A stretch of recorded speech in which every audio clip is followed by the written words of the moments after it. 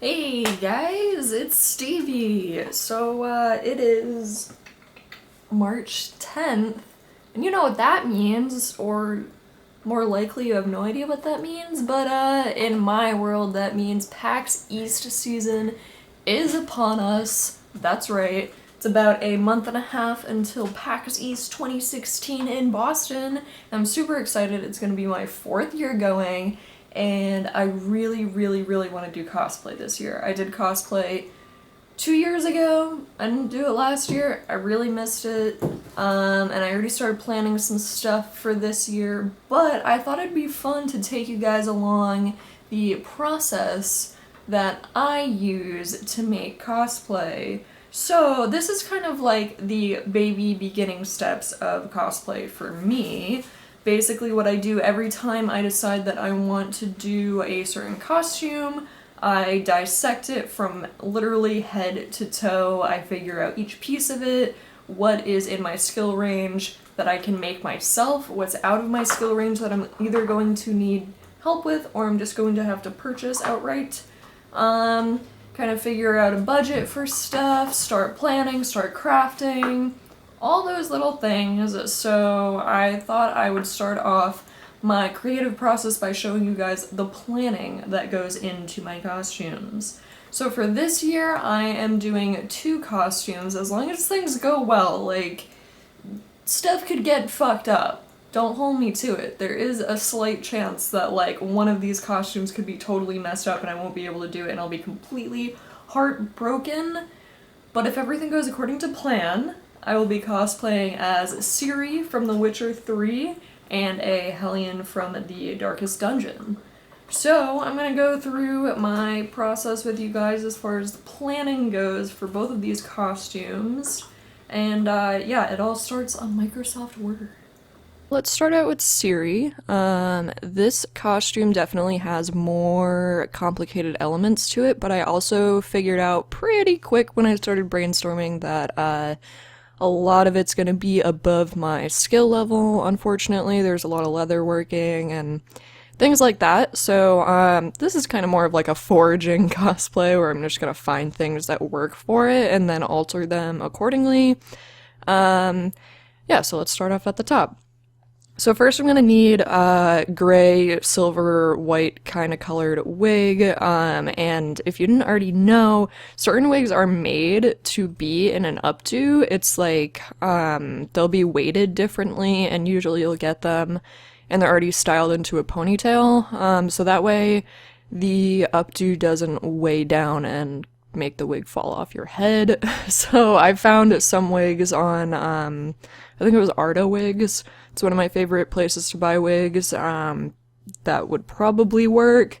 I'm also going to need some green or hazel contacts. And then for the makeup, I've already done facial scars before, so I have all the supplies to do that, and I've practiced it quite a bit. I cosplayed as Mary Reed from Assassin's Creed 4 a couple years ago at PAX, so that's where I got that practice from, although I am gonna have to practice getting freckles. I've never done that before, and they're very subtle on Ciri, so that'll be fun.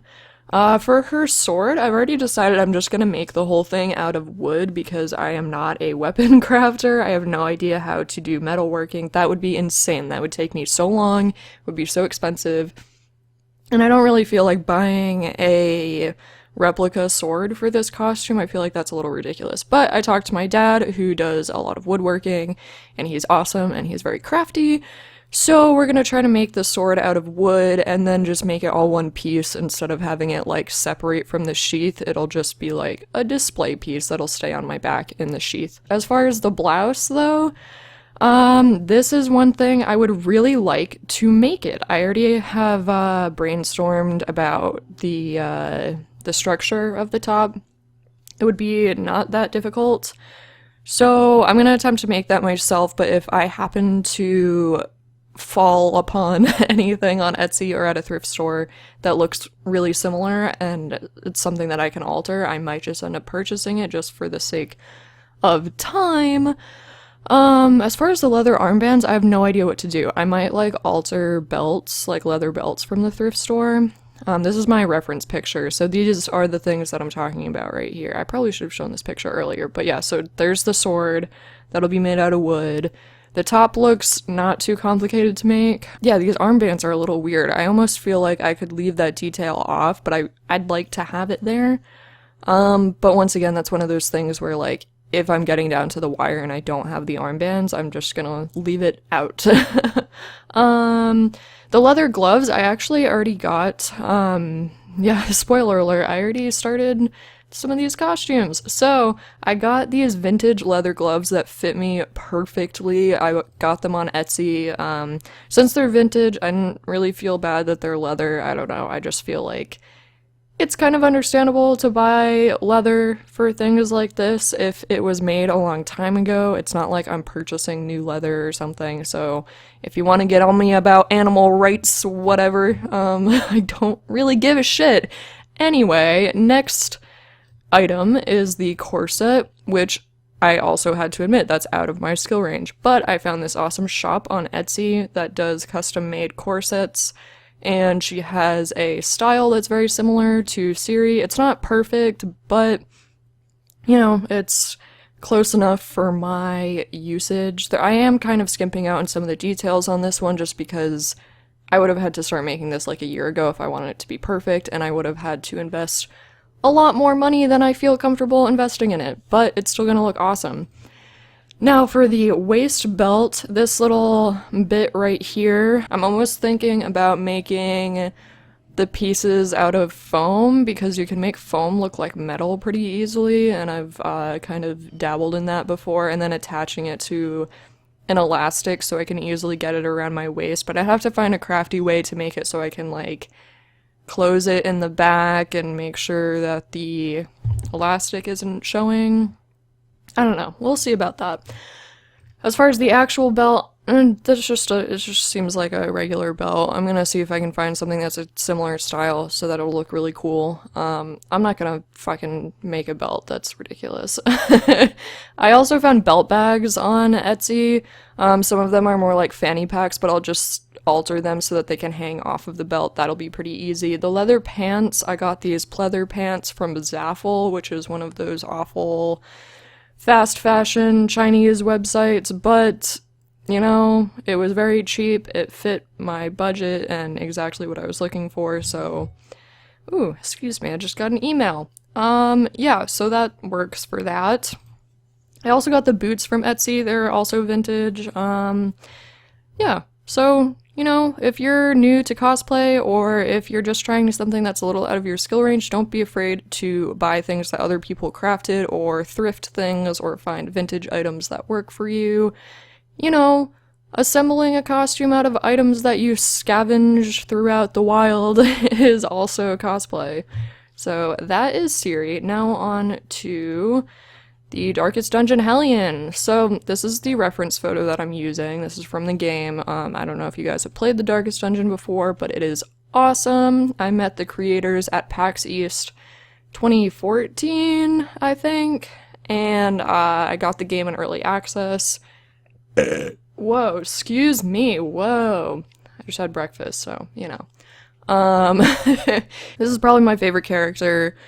At least for cosplaying. I find the Abomination to actually be a more fun character to have in your party, but that is neither here nor there. But anyway, so starting from the top, my hair is brown, so I'm not gonna have to do a wig, which is awesome because she has these, like, braids, or, like, cornrows, whatever you want to call them, on the side of her head, and that it would be impossible with a wig, but that does mean I'm gonna have to learn how to cornrow, and I'm not really good at styling hair, so luckily the rest of it's a ponytail. If worse comes to worse, I can just do a ponytail, but I would really like to get that detail.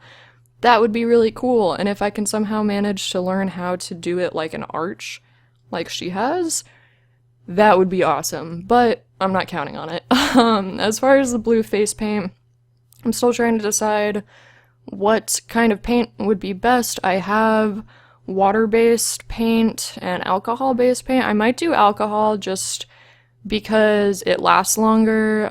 You don't have to touch it up throughout the day. It's not going to smudge.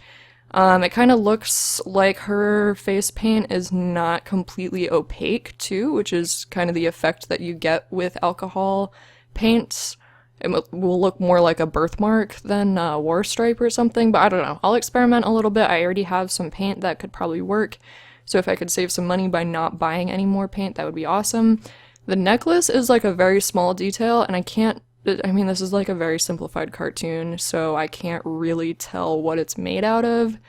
Yeah, I'm just gonna look around and see if I get any ideas for that. If you couldn't tell, I've been doing a little bit more planning for Ciri than for this one, just because this one's a simpler costume. Although I'm going to be doing a lot more sewing because I am making the whole dress. I'm making that whole goddamn thing. So I have most of the materials I need for it. I've already started brainstorming about the pattern and how to construct it. So that's really cool. I'm going to get to crafting that very soon, and you guys will be able to see my process as far as designing garments, which is really cool because I don't think I've ever shown anyone that. And it's very fun, and it makes me feel a lot more talented than I really am. So yeah, these are all pieces of the dress. I think for the skull medallion, which is like right at her waist, which you can probably see better in other pictures, I'll probably do the foam armor kind of thing where you make foam look like metal. I feel like that would be the easiest way to do it, and then just attach it to the waistband of the dress. This piece right here, I have no fucking idea what that is, so I'm gonna have to get more creative with that bit. The armbands seem pretty simple. I'm just gonna use the same suede and like furry material as I'm using for the dress and the collar. The boots are just fucking boots. Like, I feel like I could use boots that I already own, but I'm also looking at getting a new pair of boots for my personal life. So why not just get boots that I already want and then use them for this costume? See? That's how you get crafty with this kind of stuff. Get things that you can wear in normal life, too. And the weapon, as you can see, I have no idea what I'm gonna do with that. I'm thinking of a few different design ideas. I might have my dad help me craft this one as well. I just could get, like, the metal hilt and then make the rest out of foam and paint it to look like metal. I don't know. Okay, so, yeah, that's basically it. That's how I do it. That's, all the stuff laid out for the beginning stages of both costumes.